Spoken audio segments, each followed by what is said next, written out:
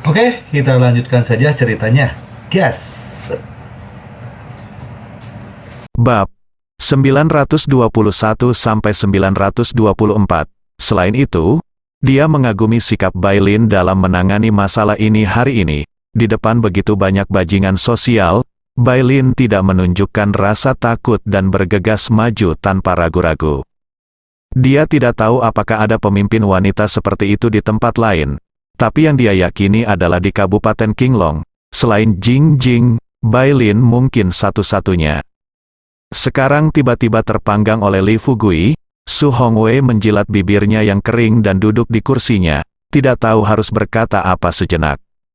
Tanpa menunggu Su Hongwei berbicara, Ning Jing berkata dengan sedikit permintaan maaf, Direktur Su, sayalah yang menyarankan solusi kali ini. Saya juga harus meminta maaf kepada Anda. Wajah Su Hongwei memerah sampai ke akar lehernya sebelum dia sadar kembali. Buru-buru berdiri dan berkata, Tuan Li, Direktur Ning, saya tahu apa yang Anda pikirkan. Saya juga bersalah atas masalah hari ini. Nah, karena masalah ini sudah berlalu, jangan banyak bicara, ayo minum saja, di dalam. Semua orang mengambil gelas anggur mereka dan meminum semuanya dalam satu tegukan. Setelah minum selama 3 putaran, Wang Xiaoli mengetuk pintu dan berdiri di depan pintu setelah menatap Li Fugui. Li Fugui buru-buru bangkit dan berjalan keluar pintu. Begitu mereka sampai di depan pintu, seorang bawahan yang diutus oleh Wang Hao memegang cangkir teh Li Fugui di tangan kirinya dan selusin botol porselen kecil di tangan kanannya, dan menyerahkannya kepada Li Fugui dengan hormat.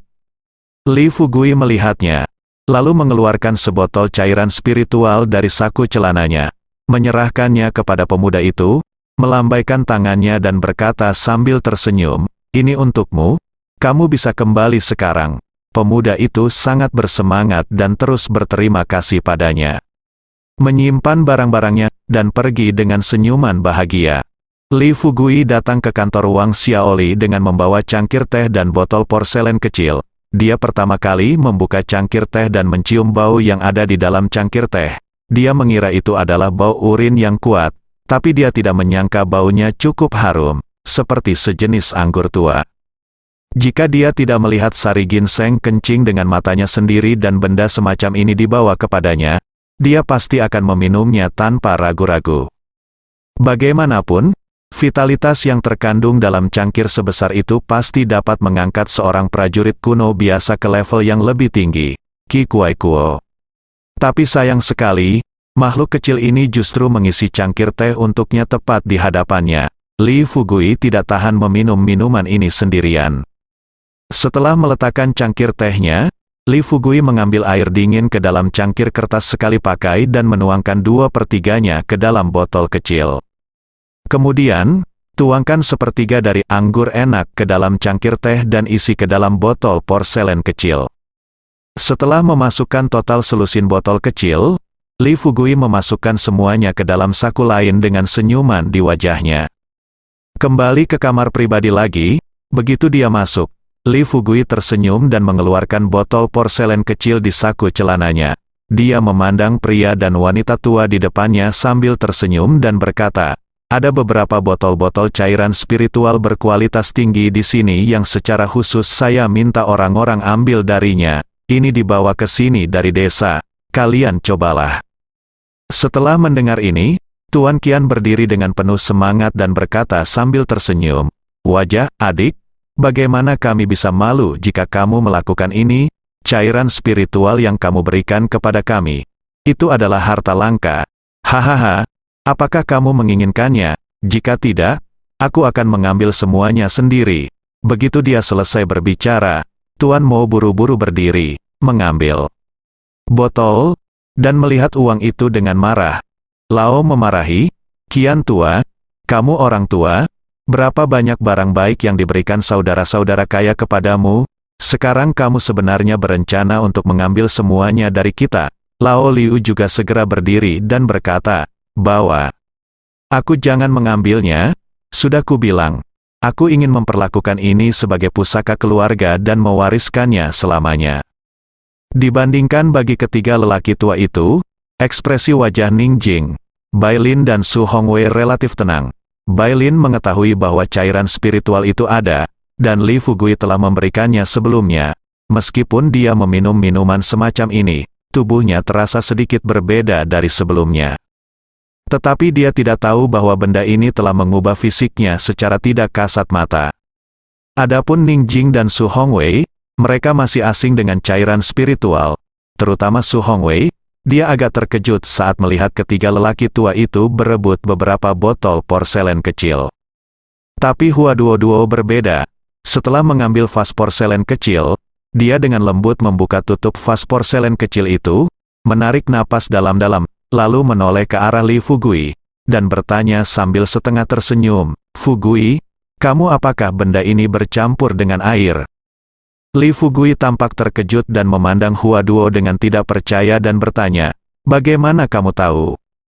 Tuan Qian dan yang lainnya saling menatap dan bertanya pada Li Fugui dengan sama terkejutnya, "Fugui, bagaimana kamu bisa masih menambahkan air ke barang yang kamu berikan kepada kami?"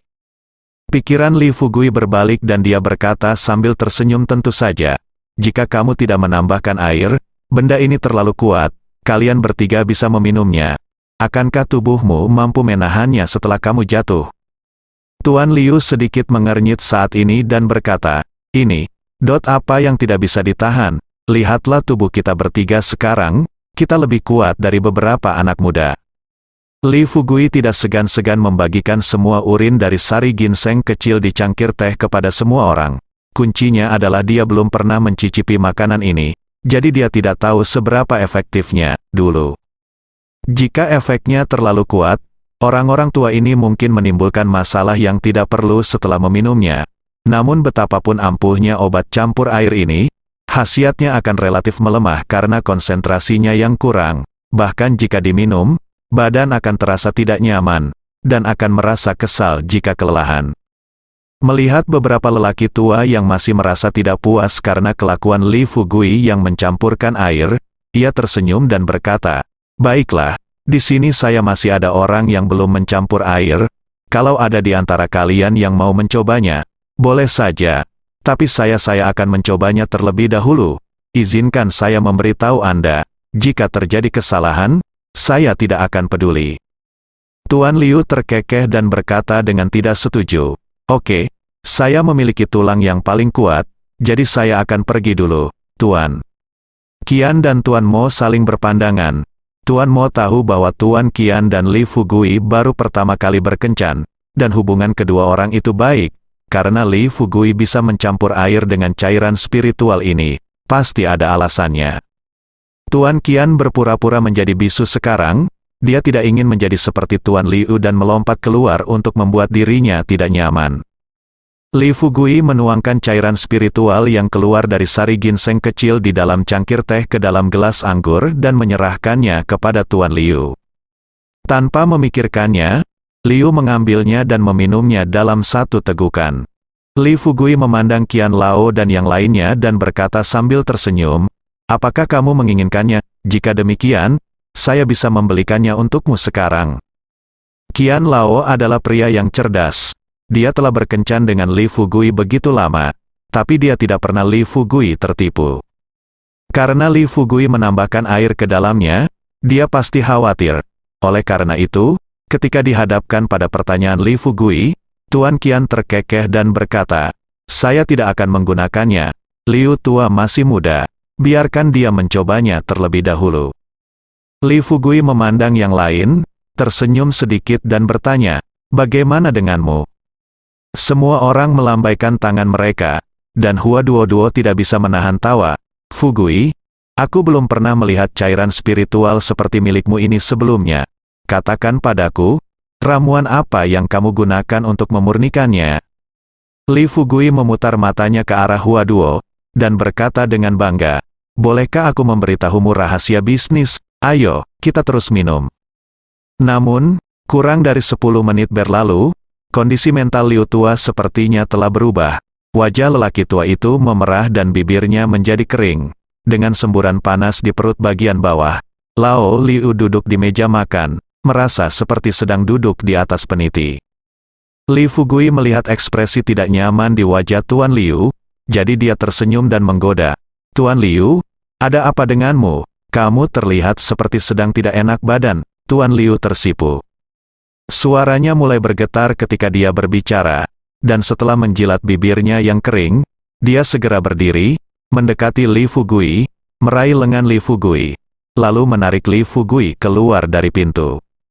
Tepat ketika Liu berdiri, mata semua orang di ruangan itu hampir keluar. Mereka memandang dengan tidak percaya pada postur berjalan Liu yang bungkuk dan tenda tinggi di celananya. Semua orang menghirup udara dingin.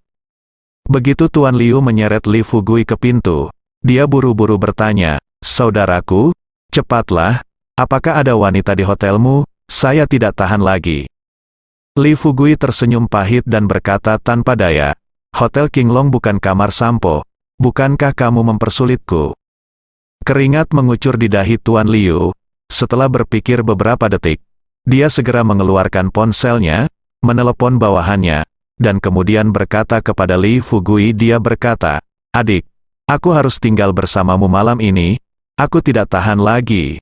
Ngomong-ngomong, apakah kamu mengubah benda itu menjadi air dan berpura-pura menjadi itu?"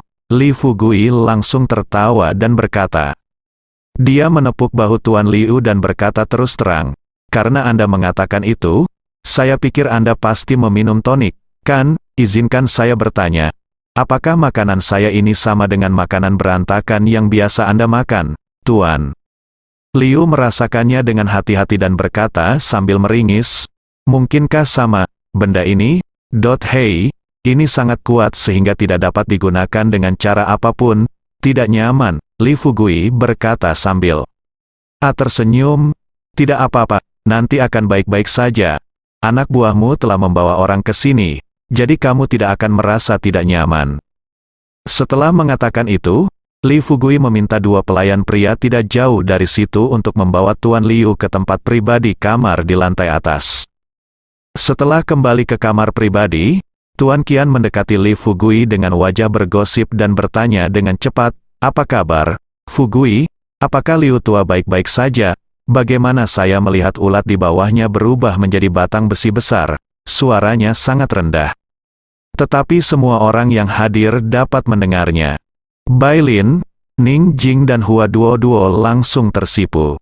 Adapun Su Hongwei, dia memandang Tuan Qian dengan kaget, berpikir bahwa orang-orang tua ini terkadang tidak selaras.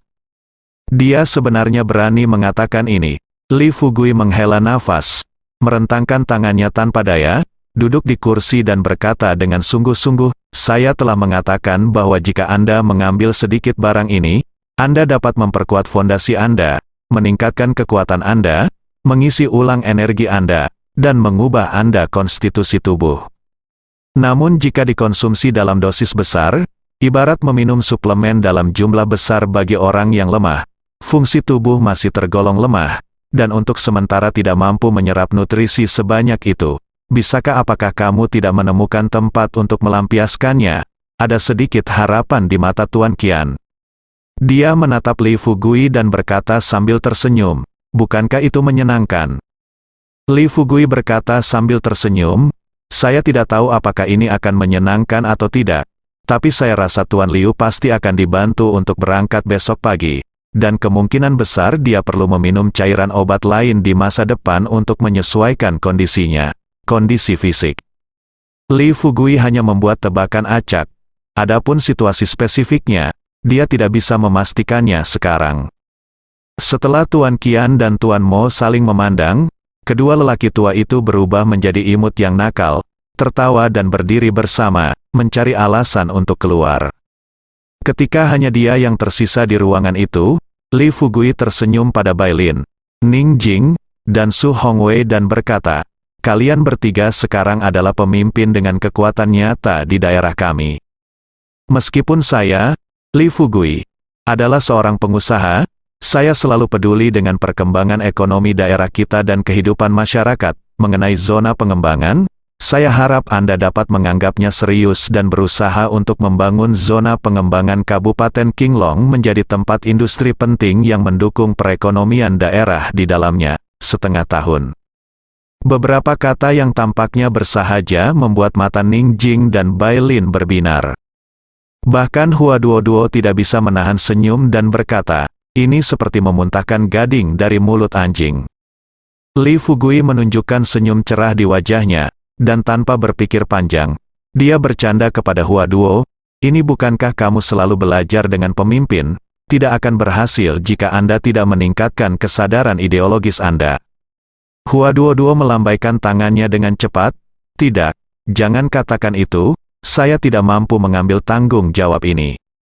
Li Fugui dan beberapa gadis melakukan beberapa putaran setelah membuat lelucon, dia memasuki topik dan berkata dengan serius kepada Bailin, Bailin, kamu adalah direktur zona pengembangan sekarang, kamu telah lama berada di desa Xiaoxi kami, Anda juga mengetahui situasi di desa dan situasi perusahaan farmasi saat ini, beberapa. Baru saja, saya tiba-tiba mendapat ide. Saya berencana untuk mendiskusikannya dengan Anda. Jika menurut Anda itu mungkin, saya akan bertanya kepada Sister Gao dan King untuk mendiskusikannya dan memulai perencanaan sesegera mungkin. Bailin penasaran dan tidak dapat menahan diri untuk bertanya. Fugui, apa yang ingin kamu bangun? Li Fugui berkata terus terang. Perusahaan farmasi Guiro kami sekarang terutama memproduksi dan menjual bahan obat Cina. Namun, harga satuan bahan obat Cina di perusahaan bahan obat kita terlalu tinggi, dan orang biasa tidak mampu membelinya. Jadi saya ingin mendirikan perusahaan manufaktur farmasi di bawah perusahaan tersebut. Saya akan membuat resepnya dan kami akan langsung mulai memproduksi dan menjual obat-obatan paten Tiongkok, sehingga pasien yang menderita penyakit yang tidak dapat disembuhkan juga dapat memperoleh harapan untuk dilahirkan kembali. Ini adalah beberapa kata singkat, kalimat ini mengejutkan. Bailin, Ning Jing, Hua Duo dan yang lainnya hingga ekstrim lagi. Mereka tahu betapa bagusnya keterampilan medis Li Fugui. Begitu orang ini memasuki industri manufaktur farmasi, akankah perusahaan manufaktur farmasi lain di seluruh negeri dapat bertahan? Sebelum Bailin dan Ning Jing dapat berbicara, Hua Duo menyembunyikan senyuman di wajahnya, mengerutkan kening, menatap Li Fugui dan bertanya, Fugui, apakah kamu serius? Li Fugui melihat wajah Hua Duo saat ini melihat ekspresi di pikiran. Hua Duo, dia segera mengaktifkan keterampilan nyanyiannya untuk memahami terlebih dahulu apa yang dipikirkan Hua Duo. Bukannya Hua Duo tidak ingin Li Fugui terlibat dalam industri manufaktur farmasi. Kuncinya adalah dia khawatir orang ini akan langsung menyebarkan cairan spiritual ke seluruh dunia melalui manufaktur farmasi. Jika ini masalahnya, pada saat itu, semua orang akan berubah menjadi pejuang kuno dan berpartisipasi dalam latihan. Di permukaan, hal ini bisa membuat Tiongkok menjadi sangat kuat, namun kenyataannya, ini jelas merupakan tindakan yang merugikan negara dan rakyatnya. Keberadaan Biro ke-6 adalah untuk mengelola para pejuang zaman dahulu.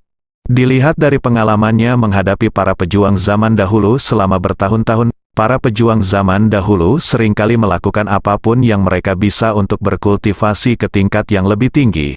Jika mereka tidak mengendalikan sumber daya yang kuat dan memiliki banyak master top di game ke-6, mustahil untuk mempertahankan hidup berdampingan secara damai antara prajurit kuno dan orang-orang biasa seperti yang mereka lakukan sekarang. Saat ini, ketika sumber daya semakin langka, para pejuang kuno mengulurkan tangan mereka ke arah lain demi keuntungan mereka sendiri, dan kepentingan rakyat biasa terus menderita kerugian besar. Jika terus begini, sekali terjadi konflik antara rakyat jelata dan para pejuang zaman dahulu, niscaya akan menjadi bencana bagi Tiongkok. Oleh karena itu, hal terpenting dalam game ke-6 saat ini bukanlah mencoba menambah jumlah prajurit kuno, melainkan menguranginya hingga jumlah yang bisa dikuasai oleh game ke-6. Namun perilaku Li Fugui benar-benar berlawanan dengan kebijakan umum mereka saat ini di game ke-6. Setelah perusahaan farmasi semacam ini didirikan, Li Fugui terpesona oleh uang dan menuangkan sejumlah besar cairan spiritual ke rumah-rumah masyarakat biasa pada saat itu. Memikirkan hal ini, Hua Duo tidak lagi berani memikirkannya lagi.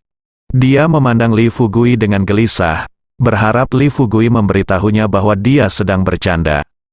Setelah Li Fugui memahami pikiran Hua Duo, dia berdiri, mendatangi Hua Duo, dan menarik Huaduo ke depan Bailin dan Jingjing.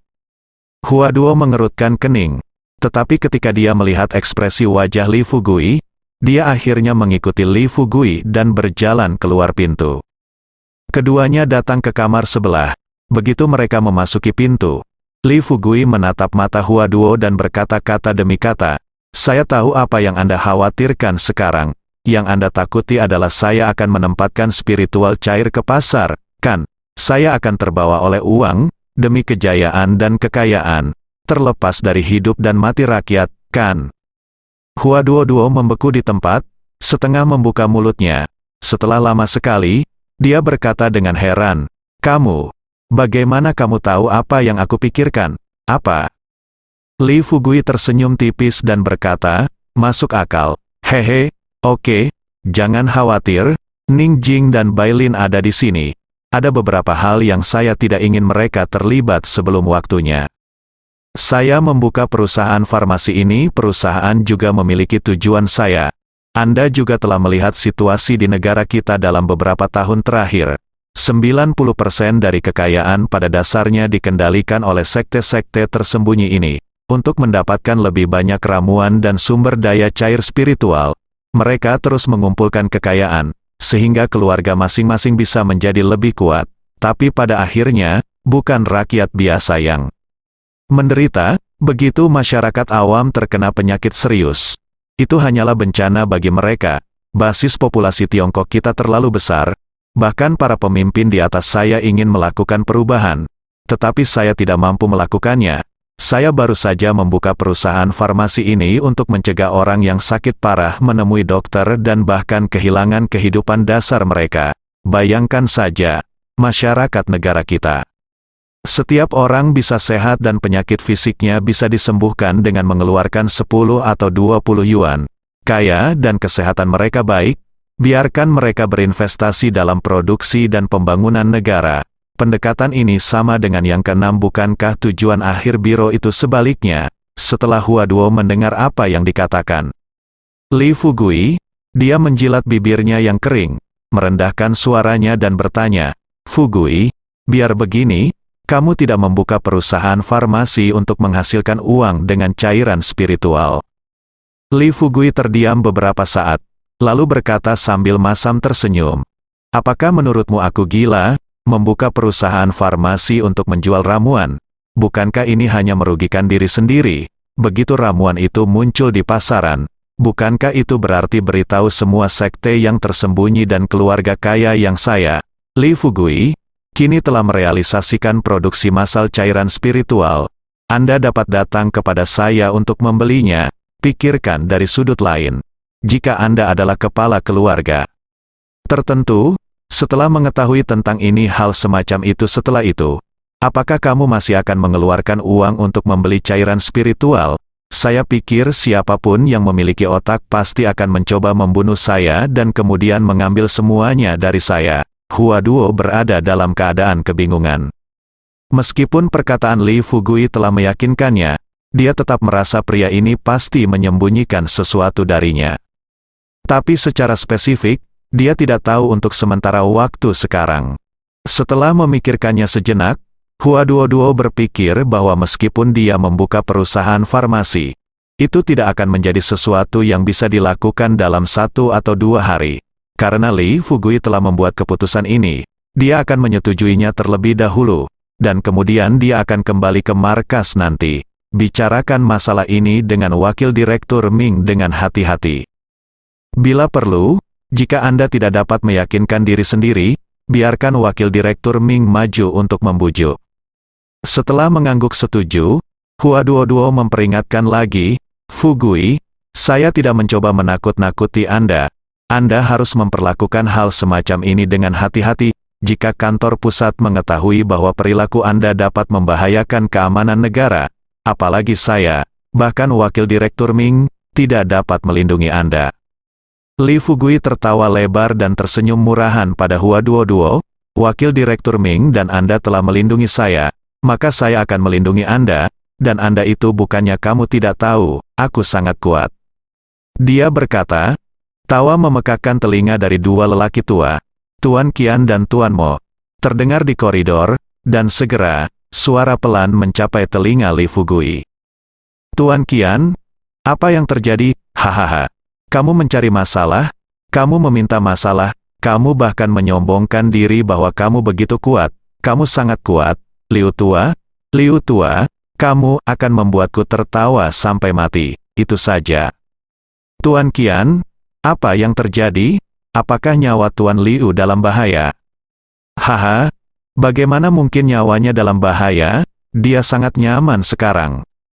Li Fugui mendorong buka pintunya, menatap Tuan Qian dan Tuan Mo yang membungkuk dengan ekspresi penasaran. Apakah ini akan menjadi masalah besar, kan? Tuan Qian melambaikan tangannya dan berkata dengan senyum bahagia, jangan khawatir.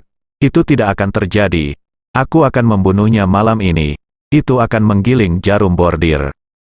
Kalimat ini dipahami oleh semua orang yang hadir.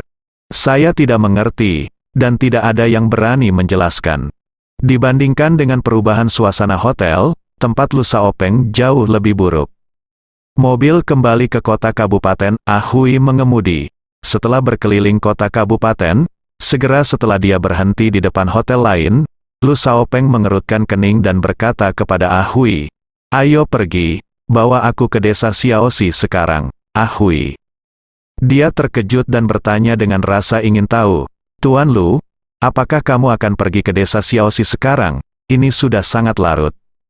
Lu Xiaopeng berkata dengan wajah gelap, "Pergi saja jika aku memintamu. Kamu datang dari begitu banyak omong kosong." Hui menghela nafas, "Aku tidak punya pilihan selain pergi ke desa Xiaoxi semalaman." Dalam kegelapan malam yang luas, Lu Xiaopeng memandangi bintang-bintang terang di langit di luar jendela mobil, dan tidak bisa tidak mengingat instruksi yang diberikan kepadanya oleh keluarganya selama perjalanan ke kota Jiangnan. Lu Xiaopeng awalnya penuh percaya diri, tetapi sekarang, dia tidak bisa tidak mulai khawatir.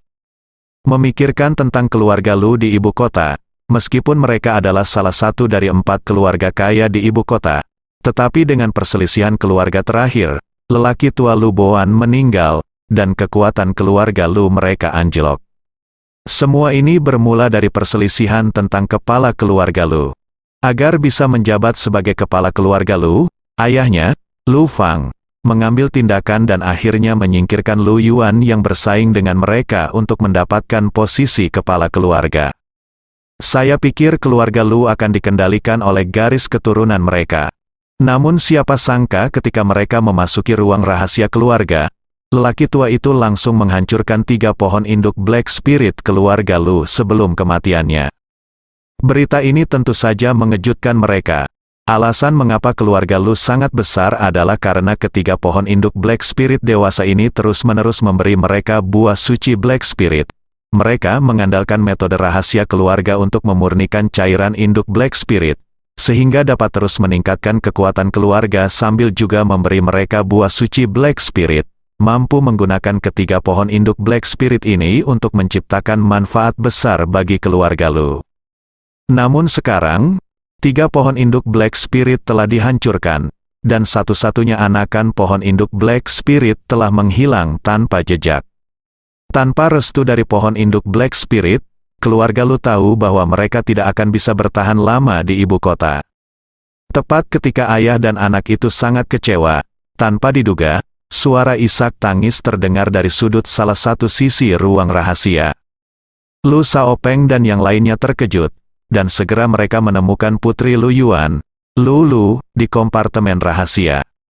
Lu, yang baru berusia 10 tahun, pada awalnya sama tangguhnya dengan ayahnya ketika dia ditanyai oleh Lu Xiaopeng dan yang lainnya. Tapi anak-anak tetaplah anak-anak ketika Lu Xiaopeng secara pribadi mematahkan anggota tubuh Lulu dan mencungkil salah satu mata Lulu. Lulu hanya menceritakan semua yang terjadi di ruang rahasia. Ternyata setelah lelaki tua itu terluka parah, dia membawa dia dan saudara laki-lakinya Lu Qing ke ruang rahasia. Kemudian, ketika kakeknya sedang sekarat, dia menyuntikkan satu-satunya pohon induk roh hitam di keluarganya ke dalam tubuh Lu Qing, dan meminta Lu Qing untuk melarikan diri bersama Lulu. Namun, setelah bibit pohon induk Black Spirit memasuki tubuh Lu Qing, tubuhnya dilahap habis oleh bibit tersebut, hidup dan matinya sendiri tidak pasti. Bagaimana dia berani mengambil risiko dengan adik kesayangannya? Dengan cara ini, Lu Qing meminta Lulu bersembunyi dulu dan pergi menjelajahi jalan sendirian. Akibatnya, Lulu ditemukan oleh Lu Xiaopeng sebelum Lu Qing dapat kembali. Setelah mengetahui bahwa Lu Qing telah mengambil satu-satunya harta di keluarganya, Lu Fang langsung marah dan mulai menggunakan semua sumber daya keluarga Lu untuk mencari Lu Qing di seluruh negeri.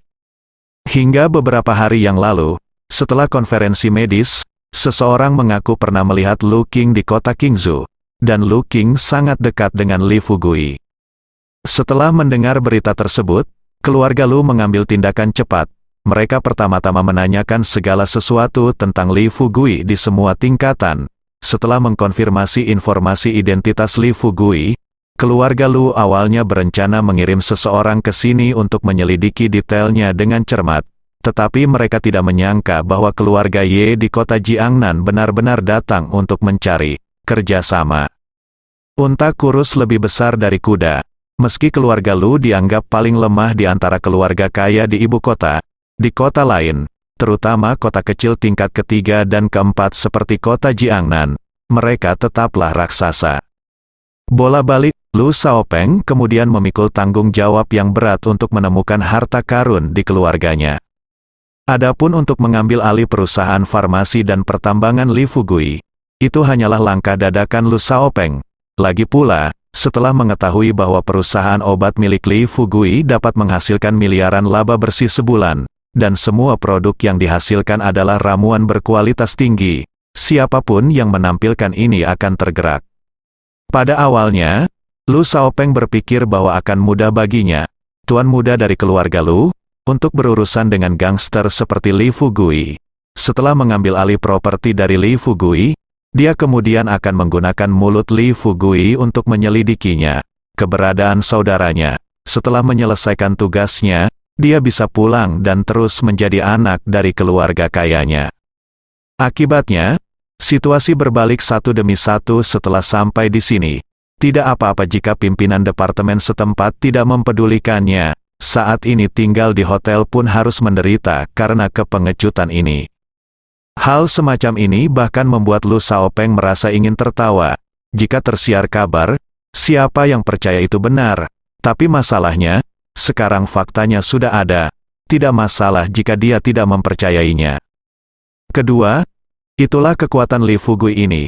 Meskipun dia tidak menyaksikan keseluruhan proses perlakuan Li Fugui terhadap Ah Hu, dia tahu dari situasi di tempat kejadian bahwa Li Fugui tidak terluka. Namun Ah Hu terluka parah. Dua bersaudara di sampingnya tinggal selangkah lagi untuk menjadi master tingkat bawaan. Tapi mereka sangat lemah di depan anak Li Fugui ini. Dari sini terlihat dari samping betapa kuatnya Li Fugui. Memikirkan hal-hal yang berantakan ini, Lu Xiaopeng menghela nafas dalam-dalam. Setelah kendaraan melaju di jalan selama 20 menit, Ah Hui akhirnya tidak bisa menahan diri untuk tidak berbicara lagi dan berbisik kepada Lu Xiaopeng. Tuan Lu, sekarang Ah Hu sudah, haruskah kita mencari saudara lagi dari sana? Setelah Lu Xiaopeng berangsur-angsur tenang, dia menggelengkan kepalanya dan berkata, tidak, semakin banyak orang yang datang sekarang, semakin keras gerakannya, dan semakin mudah untuk memperingatkan ular itu. Ngomong-ngomong, saya mendengar bahwa keluarga Nangong juga memiliki datanglah ke kota Jiangnan baru-baru ini, dan mereka akan tiba di desa Xiaoxi besok. Kamu segera pergi ke kota Jiangnan, cepat kembali, dan cari tahu lebih banyak tentang masalah ini. Ah Hui mengangguk dan menyetujui dengan lembut. Berbicara tentang Li Fugui, dia penuh dengan anggur dan makanan setelah mengantar Tuan Qian dan yang lainnya. Hanya 3 gadis, Bai Lin, Ning Jing dan Hua Duo, yang tersisa di kamar pribadi.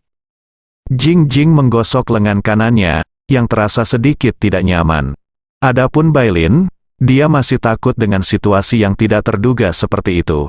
Duduk di kursi, memegang gelas anggur di tangannya, dia berbisik kepada Li Fugui. Fugui, aku tiba-tiba menyesalinya sekarang. Li Fugui juga tahu seberapa besar tekanan psikologis yang dialami Bai Lin saat ini. Memang dari menjadi kepala desa hingga langsung menjabat sebagai direktur kawasan pembangunan, Cara promosi yang bak roket seperti ini sepertinya membuat semua orang iri. Namun nyatanya dampak negatif hal semacam ini terhadap Bailin juga cukup serius. Itulah trauma psikologis yang dibawa kejadian ini ke hati Bailin. Meskipun mereka dengan cepat mengendalikan situasi karena tindakan mereka yang tepat waktu, bagaimanapun juga, ada nyawa yang melayang. Baginya, Li Fugui, ini mungkin bukan masalah besar, apalagi membunuh satu orang. Bahkan jika dia membunuh semua bajingan yang membuat masalah hari ini, tidak ada yang berani mengatakan bahwa dia, Li Fugui, membunuh orang yang tidak bersalah tanpa pandang bulu. Tapi Bailin berbeda. Sejak dia datang ke desa Xiaoxi hingga sekarang, gadis ini telah mencurahkan seluruh pikirannya untuk melayani masyarakat. Akibatnya, begitu sampai di zona pembangunan, banyak orang meninggal sebelum ia bisa meraih prestasi politik apapun. Dengan tekanan psikologis seperti ini, sebagian orang mungkin mengira gadis ini rapuh secara mental, namun selama mereka bisa mempertimbangkannya dari sudut pandang Bailin, tidak ada yang boleh mengatakan demikian. Bersambung.